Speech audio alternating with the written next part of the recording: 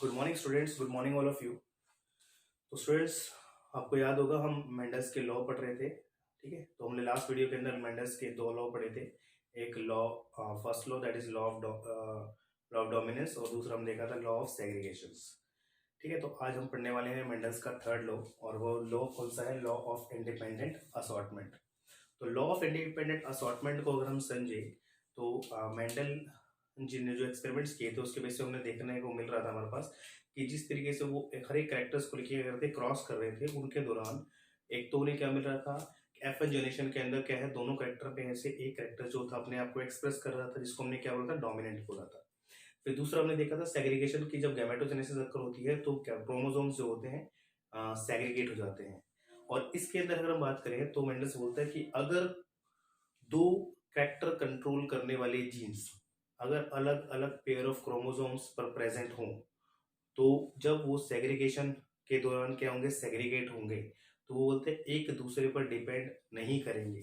जैसे अगर मैं बात करूं स्टूडेंट्स, यहाँ पे मान लीजिए हमारे पास क्या है, एक पेयर ऑफ क्रोमोसोम क्या है, ये हो गया।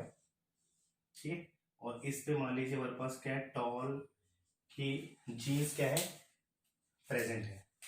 दूसरा हमारे पास क्या हो गया, एक ये जीन क्रोमोसोम हो गया हमारे पास, जिसके ऊपर क्या है, यहाँ पे हमारे पास राउंड सेड शेप कंट्रोल करने वाले जीन्स प्रेजेंट है।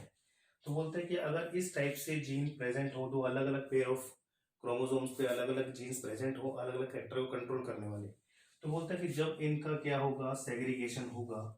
ठीक है, तो ये इंडिपेंडेंटली क्या करेंगे, सेग्रीगेट करेंगे किसमें, क्रोमोसोम्स में, सॉरी गैमेट्स में। जैसे हमारे पास क्या है, ये गैमेट्स आ गए, तो बोलता है कि इनका सेग्रीगेशन क्या होगा, रैंडमली होगा। जैसे हमारे पास इन दोनों में से क्या हो गया, एक आ गया, तो बोलते हैं कि जैसे फॉर एग्जांपल ये हो गया फर्स्ट का ए, फर्स्ट बी। इसी तरीके से हमारे पास क्या आ गया, ये हमारे पास क्या आ गया, first sorry second A, second B. तो बोलता है कि जब दोनों में से कोई एक आएगा, तो मान लीजिए हमारे पास क्या आ गया, कैपिटल टी आ गया, दैट मीन्स कैपिटल फर्स्ट का ए आ गया। तो बोलता है कि जब फर्स्ट का क्रोमोसोम, फर्स्ट ए क्रोमोसोम का हमारे पास क्रोमोसोम यहाँ पर आ गया गैमेट्स के अंदर, और इसके बाद क्या ये जीन भी आया, तो बोलता है कि जब ये इसके साथ आया है तो क्या ये इस पे डिपेंड कर रहा है कि ये साथ में आएगा तो ही मैं आऊंगा। ठीक है, इस टाइप से कुछ एक्टिविटीज यहाँ पर अक्कर नहीं हो रही है। और इसी तरीके से ये इन दोनों में से भी क्या होगा, एक क्रोमोसोम आएगा, फॉर एग्जांपल यहाँ पे आ गया सेकंड का बी आ गया, और ये हमारे पास कंट्रोल क्या कर रहा है, राउंड सीड शेप। अब बोलता है कि ये अगर क्रोमोसोम यहाँ पर आ रहा है सेग्रीगेट होके, तो ये क्या इस पे डिपेंड कर रहा है कि ये आएगा तो मैं आऊंगा, नहीं आऊंगा।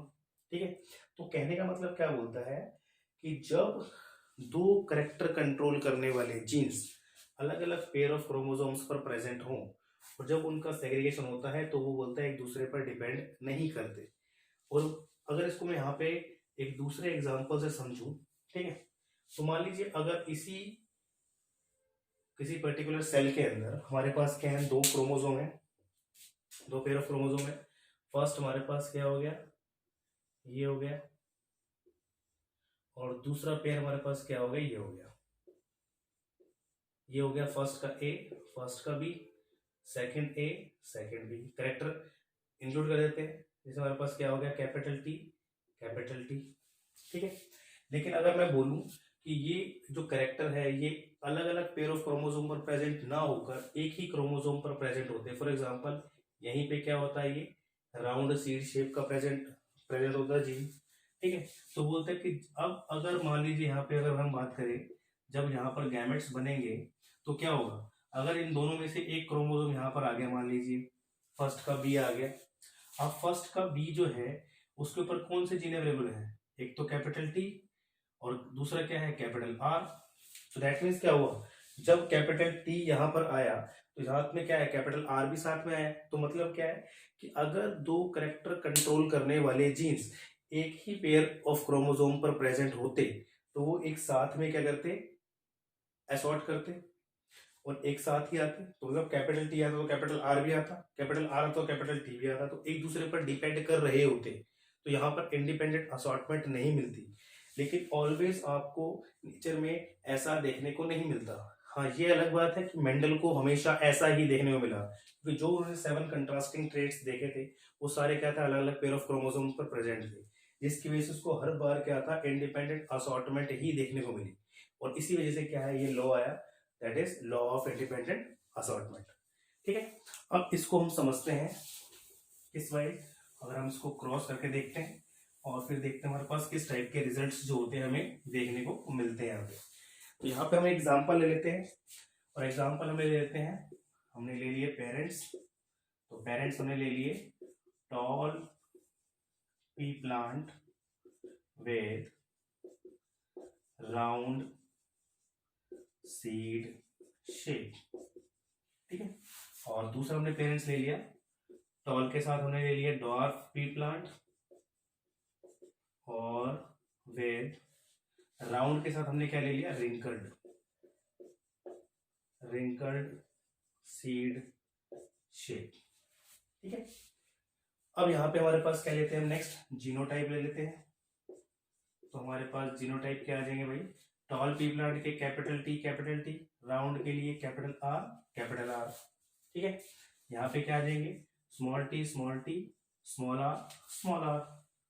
फिर हमने ले लिए गैमेट्स, तो गैमेट्स क्या आ जाएंगे, कैपिटल टी, कैपिटल आर। यहाँ पे क्या आ जाएगा, स्मॉल टी, स्मॉल आर। फिर हमारे पास क्या आ जाएगी, F1 जनरेशन। तो F1 जनरेशन हमारे पास क्या आ गई, capital T, small T, capital R, small R. ठीक है, capital T, small T, capital R, small R. अब ये हमारे पास जो इंडिविजुअल आया है इसके जीनोटाइप्स हमारे पास आ गए। तो अब सारे के सारे F1 जनरेशन के अंदर हमारे पास क्या आएंगे, ये आएंगे। ठीक है, अकॉर्डिंग टू मेंडल के अगर बात करें लॉ ऑफ डोमिनेंस के अकॉर्डिंग, जो डोमिनेट होगा यहाँ पर वो अपने आप को क्या करेगा, एक्सप्रेस करेगा। और डोमिनेट जो होता है उसको हम लिखते हैं कैपिटल लेटर में। तो अगर हमारे पास पहली चीज देखें, पहला करेक्टर हमारे पास क्या है, टॉलनेस और ड्वार्फनेस वाला, हाइट ऑफ द स्टेम। तो यहाँ पे हमारे पास क्या है, कैपिटल टी प्रेजेंट है, और कैपिटल टी किसके लिए लेते हैं हम, डोमिनेंट के लिए। तो डोमिनेंट जो होता है वो अपने आप को एक्सप्रेस कर रहा है, तो कैपिटल टी किसको रिप्रेजेंट कर रहा है, टॉलनेस को। तो दैट मीन्स ये प्लांट कैसे होंगे, टॉल पी प्लांट होगा। और दूसरा क्या है, दूसरा हमारे पास क्या है, कैपिटल आर, स्मॉल आर। तो कैपिटल आर यहाँ पर प्रेजेंट है तो वो भी डोमिनेंसी शो करेगा। तो कैपिटल आर किसके लिए है, राउंड के लिए। तो ये प्लांट कैसा होगा, toll pea plant with round seed shape. ठीक है, इस टाइप से हमें देखने को मिलेगा। फिर इसके बाद नेक्स्ट पॉइंट स्टेप क्या रहता है हमारे पास, नेक्स्ट स्टेप हमारे पास होता है सेल्फिंग। तो आप इसकी सेल्फिंग करेंगे, सेल्फ पोलिनेशन करेंगे। तो सेल्फ पोलिनेशन के बाद तो आपके पास क्या आएंगे, नेक्स्ट जीनोटाइप आ जाएंगे आपके पास, नेक्स्ट इंडिविजुअल्स के। तो हमारे पास क्या आ गया, capital T, small T, capital R, small T, small R. तो इसकी क्रॉसिंग इसी के साथ करवा रहे हैं। तो हमारे पास मेल प्लांट भी आएगी और फीमेल भी, capital T, small T, capital R, small R. तो इसके बाद हम क्या बनाते हैं, नेक्स्ट गैमेट्स बनाते हैं। बस यहाँ पर आपको गैमेट्स का थोड़ा सा क्या होता है, ध्यान रखना होता है। तो गैमेट्स की अगर हम बात करें तो सिंपल तरीका क्या है गैमेट्स बनाने का, या बना भी सकते हो। तो हमने क्या करा था, पहले कैपिटल टी ले लेते हैं, एक बार इसके साथ पेयरिंग हो गई हमारे पास, तो क्या आ गया, कैपिटल टी, कैपिटल आर। ठीक है, दूसरी बार इसके साथ पेयरिंग, तो कैपिटल टी, स्मॉल आर। ठीक है, फिर इसकी हो गई, अब इसकी कर लो, स्मॉल टी के साथ कैपिटल आर, फिर स्मॉल टी के साथ स्मॉल आर। ठीक है, तो यहां पर भी सेम आ जाएगा, capital T, capital R, capital T, small R, small T, capital R, और स्मॉल टी, स्मॉल आर। तो ये हमारे पास क्या आ गए, गैमेट्स आ गए। अब क्या बनाएंगे हम, अब बनाएंगे हम पनेट स्क्वायर्स। ठीक है, तो पनेट स्क्वायर बना लेते हैं।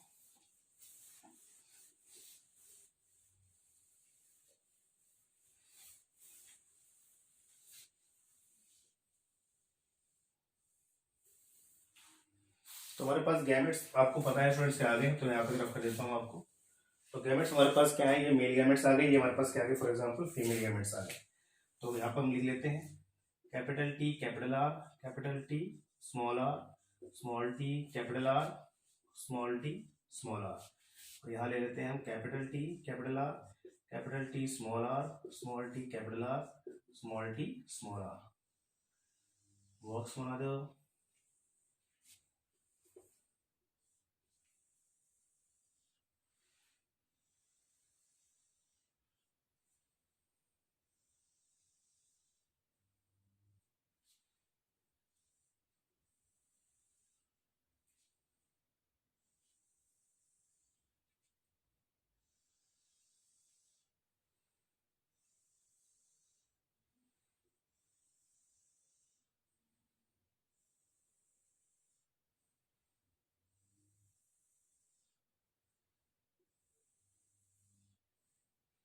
पे आप सिंबल डाल दे, यहाँ पे मेल और यहाँ पे फीमेल। तो हमने मेल गैमेट्स क्या ले लिए, यहाँ पर ले ली, फीमेल गैमेट्स हमने क्या ले लिए, यहाँ पर ले ली, ठीक है। अब यहाँ पे क्रॉसिंग कर लो। जो क्रॉसिंग करने का सिंपल तरीका क्या है, capital T capital T, capital R capital R, capital T capital T capital R small R, capital T small T capital R capital R, capital T small T capital R small R, capital T capital T capital R small R, capital T small R small R, capital T small T capital R small R, ठीक है। कोई भी ले लो, capital पहले लेंगे, small बाद में लेंगे, ठीक है। तो capital T small R small R, capital T small T capital R capital R, capital T small T capital R small R, small T capital R capital R, small T capital R small R, ये small T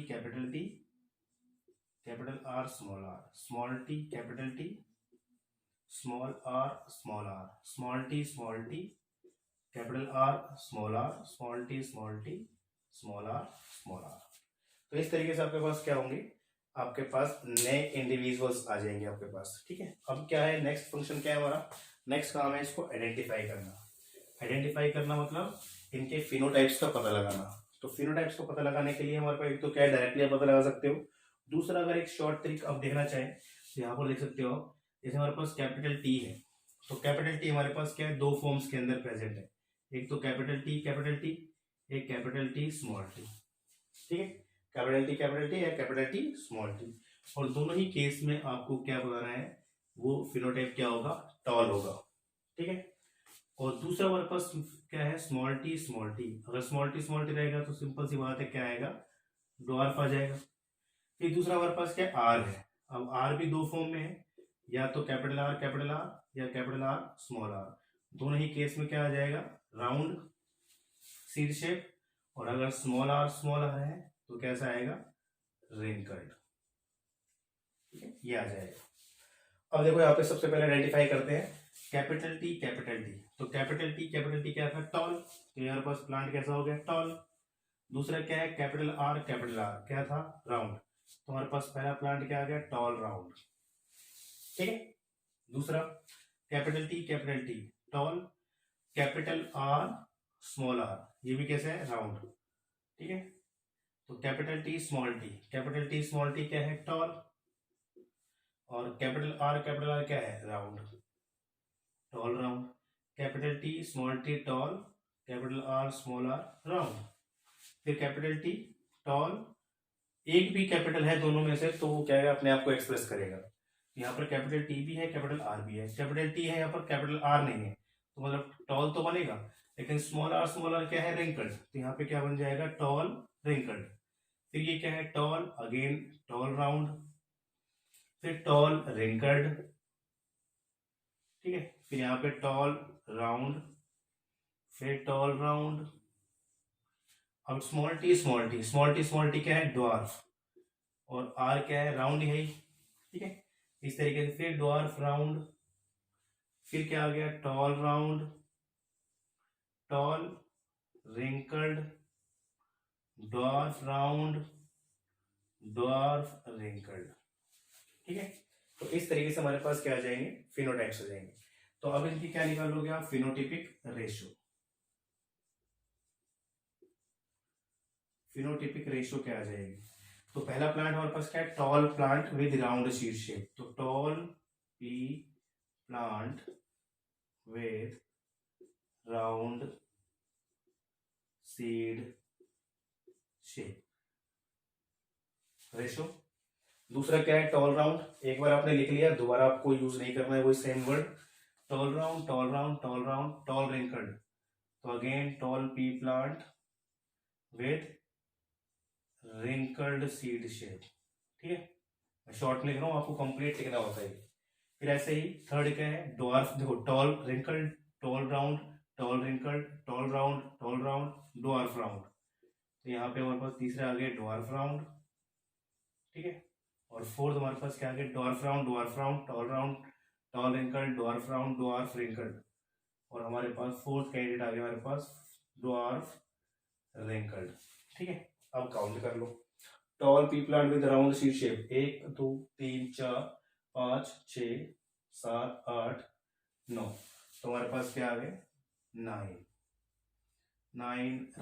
ratio नीचे ratio, उस name के नीचे आपका number. फिर क्या है toll wrinkled 1 2 3, only 3। तो कितने आ गए 3। उसके बाद तीसरा है ड्वार्फ राउंड का है भाई 1 2 3। हमारे पास कितने हो गए 3। और ड्वार्फ रिंकल कितने हो गए हमारे पास 1। तो आपको अब रेशो क्या आ जाएगी 9:3:3:1। अगर हम प्योर पी प्लांट्स को लेके बीच में क्रॉसिंग करते हैं, डाइवर्ट क्रॉस करते हैं, दैट मीन्स 2 कैरेक्टर को लेके क्रॉस करते हैं, तो आपके पास ऑलवेज जो रेशो आपको मिलेगी कैसे मिलेगी 9:3:3:1, ठीक है। इसको लेके अगर हम पी प्लांट्स की बात करते हैं उसके केस के अंदर, ठीक है। अगर हम चेंज करते हैं कुछ तो हमारे पास क्या रेशो जो हो सकती है वो चेंजेस उसके अंदर देखने को हमें मिल सकते हैं, ठीक है। तो ये हमारे पास क्या था स्टूडेंट मेंडल्स का third law, that is law of independent assortment. अभी इतना ही, थैंक यू सो मच।